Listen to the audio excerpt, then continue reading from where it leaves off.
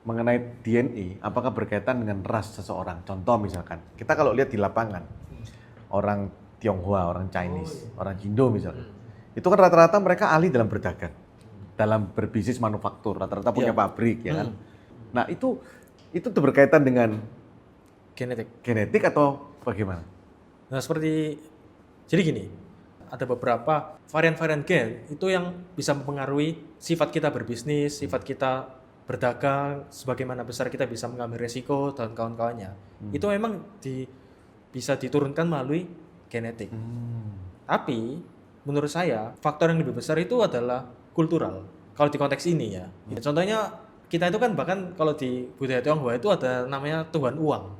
Iya kan? ya. Jadi mereka itu sangat mengedepankan bagaimana sih kita bisa mendapatkan income sebesar-besarnya. Tapi ada pertanyaan nih, misalnya apakah gen-gen pebisnis antara orang Tionghoa dan suku lain itu berbeda, ya kan? Itu masih belum ada risetnya, gitu loh.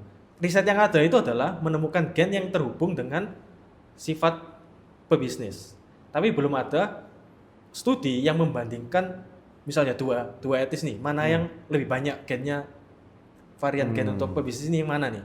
Itu belum ada.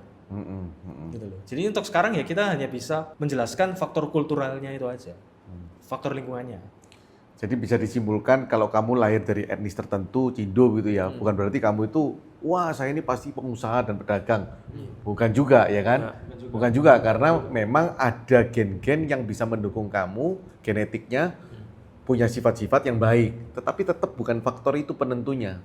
Tapi bagaimana outcome-nya tadi yang dibilang ya, lingkunganmu bergaul, teman-temanmu bagaimana, ya kan di situ. Karena itu pengaruhnya lebih tinggi ya. Katanya tadi sampai 60% ya. Iya. Jadi, apalagi kalau sudah bodoh ya kan istilahnya. Kan dari 40%, 30%-nya itu adalah kepandaian yang mempengaruhi kesuksesan genetik seseorang itu ya. Ya, intelijen tadi kan ya.